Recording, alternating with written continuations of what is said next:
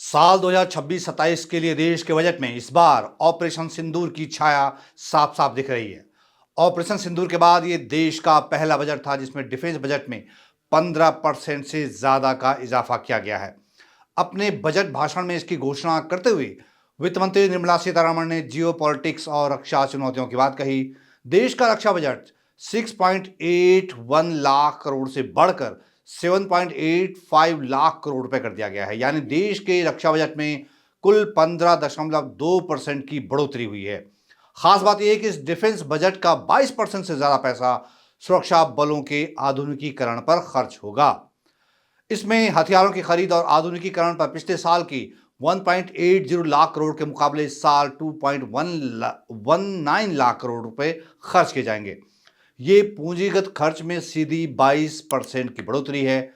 इसके अलावा विमान और एयरो इंजन डेवलपमेंट के लिए 64,000 करोड़ और नौसेना के लिए 1.71 लाख करोड़ रुपए अलग से रखे गए हैं। यानी ऑपरेशन सिंदूर के बाद के इस पहले बजट में देश की रक्षा जरूरतों का पूरा ख्याल रखा गया है। आपको याद ही होगा, ऑपरेशन सिंदूर के तहत भारत ने साल 2025 में पाकिस्तान के भीतर कई आतंकी ठिकानों को तबाह कर दिया था। इस बार के बजट में एक अहम घोषणा और हुई है, वो है 7 हाई स्पीड रेल कॉरिडोर के निर्माण की घोषणा। मुंबई से अहमदाबाद के बीच देश का पहला हाई स्पीड कॉरिडोर भले ही अब तक बना नहीं है, लेकिन केंद्र सरकार ने देश में बुलेट ट्रेन के विस्तार की घोषणा कर दी है। बजट 2026 में रेलवे को लेकर एक अहम फैसला लेते हुए 7 हाई स्पीड रेल कॉरिडोर के निर्माण की घोषणा की गई है। वित्त मंत्री निर्मला सीतारमण ने रविवार को संसद में पेश 2026-27 के बजट में जो घोषणा की, उसके मुताबिक ये कॉरिडोर मुंबई से पुणे, पुणे से हैदराबाद, हैदराबाद से बेंगलुरु, हैदराबाद से चेन्नई, चेन्नई से बेंगलुरु, दिल्ली से वाराणसी और वाराणसी से सिलीगुड़ी तक बनेंगे। इन कॉरिडोरों के जरिए देश के प्रमुख औद्योगिक और आर्थिक केंद्रों को तेज और आधुनिक रेल नेटवर्क से जोड़ा जाएगा। रेलवे को लेकर वित्त मंत्री निर्मला सीतारमण ने ऐसी घोषणाएं की हैं जिनका मकसद कनेक्टिविटी बढ़ाना, लॉजिस्टिक लागत कम करना और आर्थिक विकास की गति देना है। इस सिलसिले में 7 हाई स्पीड रेल कॉरिडोर के निर्माण की घोषणा बहुत अहम मानी जा रही है। देश का पहला high speed rail corridor Mumbai Ahmedabad bullet train project है, जिसकी लंबाई 508 किलोमीटर है।